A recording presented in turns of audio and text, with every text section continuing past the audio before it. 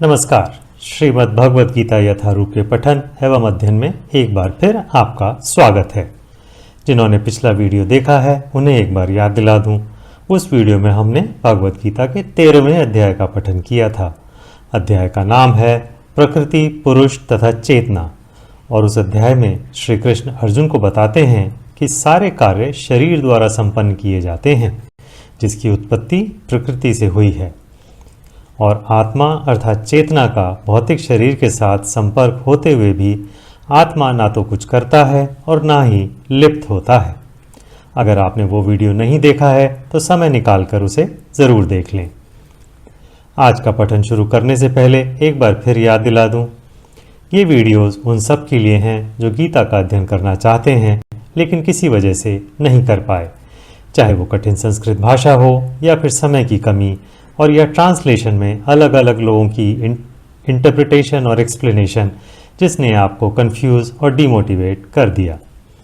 इन videos में आपको सिर्फ और सिर्फ संस्कृत श्लोक का हिंदी अनुवाद ही मिलेगा। तो आइए पठन शुरू करते हैं। आज का अध्याय है अध्याय नंबर 14। इस अध्याय का नाम है प्रकृति के 3 गुण और इसमें 27 श्लोक हैं। अध्याय के आरंभ में श्री कृष्ण कहते हैं, अब मैं तुमसे समस्त ज्ञानों में सर्वश्रेष्ठ इस परम ज्ञान को पुनः कहूँगा, जिसे जान लेने पर समस्त मुनियों ने परम सिद्धि प्राप्त की है। इस ज्ञान में स्थिर होकर मनुष्य मेरी जैसी दिव्य प्रकृति अर्थात स्वभाव को प्राप्त कर सकता है। इस प्रकार स्थित हो जाने पर वह ना तो सृष्टि के समय उत्पन्न होता है और न प्रलय के समय विचलित होता है। कृष्ण कहते हैं, हे भरतपुत्र, ब्रह्म नामक समग्र भौतिक वस्तु जन्म का स्रोत है और मैं इसी ब्रह्म को गर्भस्थ करता हूँ, जिससे समस्त जीवों का जन्म संभव होता है। हे कुंती पुत्र, तुम यह समझ लो कि समस्त प्रकार की जीव योनियाँ इस भौतिक प्रकृति में जन्म द्वारा संभव हैं और मैं उनका बीज प्रदाता पिता हूँ। भौतिक प्रकृति 3 गुणों से युक्त है। ये हैं सतो, रजो तथा तमो गुण। हे महाबाहु अर्जुन, जब शाश्वत जीव प्रकृति के संसर्ग में आता है तो वह इन गुणों से बंध जाता है। कृष्ण आगे कहते हैं, हे निष्पाप, सतोगुण अन्य गुणों की अपेक्षा अधिक शुद्ध होने के कारण प्रकाश प्रदान करने वाला और मनुष्यों को सारे पाप कर्मों से मुक्त करने वाला है। जो लोग इस गुण में स्थित होते हैं वे सुख तथा ज्ञान के भाव से बंध जाते हैं। हे कुंती पुत्र, रजोगुण की उत्पत्ति असीम आकांक्षाओं तथा तृष्णाओं से होती है और इसी के कारण से यह देहधारी जीव सकाम कर्मों से बंध जाता है। हे भरतपुत्र, तुम जान लो कि अज्ञान से उत्पन्न तमोगुण समस्त देहधारी जीवों का मोह है। इस गुण के प्रतिफल पागलपन अर्थात प्रमाद, आलस तथा नींद है जो बद्ध जीव को बांधते हैं।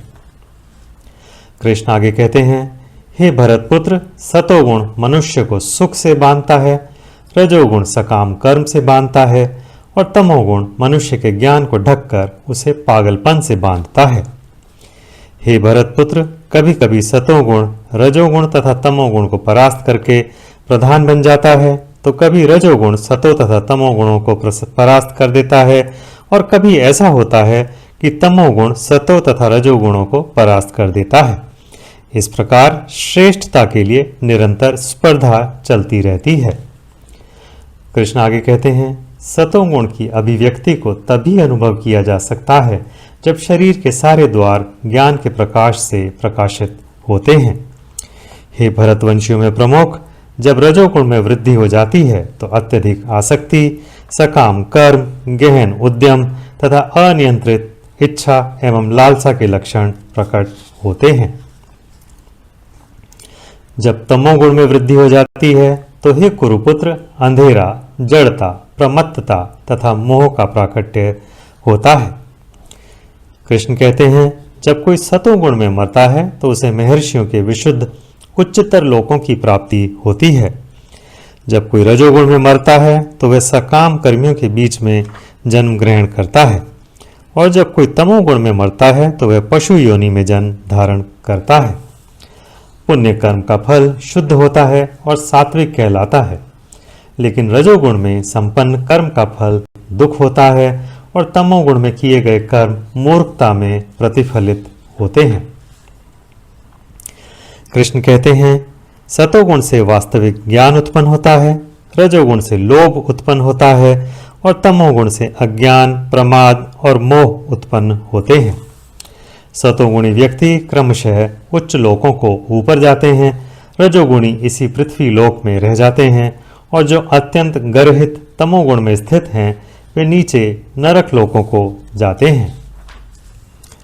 कृष्ण कहते हैं, जब कोई यह अच्छी तरह जान लेता है कि समस्त कार्यों में प्रकृति के तीनों गुणों के अतिरिक्त अन्य कोई कर्ता नहीं है और जब वह परमेश्वर को जान लेता है जो इन तीनों गुणों से परे है, तो वह मेरे दिव्य स्वभाव को प्राप्त होता है।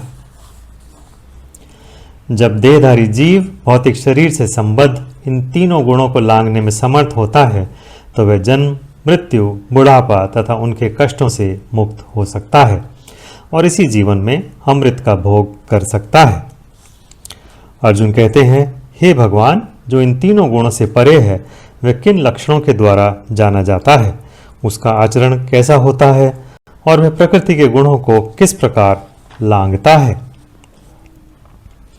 श्री कृष्ण कहते हैं, हे पांडुपुत्र, जो प्रकाश, आसक्ति तथा मोह के उपस्थित होने पर ना तो उनसे घृणा करता है और ना लुप्त हो जाने पर उनकी इच्छा करता है, जो भौतिक गुणों की इन समस्त प्रतिक्रियाओं से निश्चल तथा अविचलित रहता है और यह जानकर कि केवल गुण ही क्रियाशील हैं, उदासीन तथा दिव्य बना रहता है, जो अपने आप में स्थित है और सुख तथा दुख को एक समान मानता है, जो मिट्टी के ढेले, पत्थर एवं स्वर्ण के टुकड़े को समान दृष्टि से देखता है, जो अनुकूल तथा प्रतिकूल के प्रति समान बना रहता है, जो धीर है और प्रशंसा तथा बुराई, मान तथा अपमान में समान भाव से रहता है, जो शत्रु तथा मित्र के साथ समान व्यवहार करता है और जिसने सारे भौतिक कार्यों का परित्याग कर दिया है, ऐसे व्यक्ति को प्रकृति के गुणों से अतीत कहते हैं।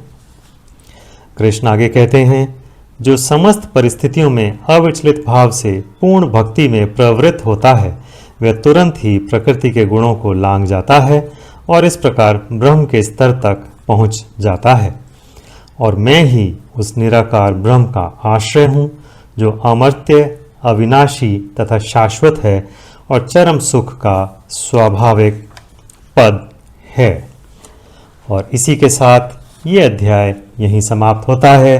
अधिक गीता अध्ययन के लिए अपनी श्रीमद् भगवद गीता यथारूप की कॉपी निकट के इस्कॉन मंदिर से प्राप्त कर सकते हैं। अंत में अगर वीडियो पसंद आया तो लाइक, शेयर और कमेंट करें और चैनल को सब्सक्राइब करना ना भूलें। नमस्कार।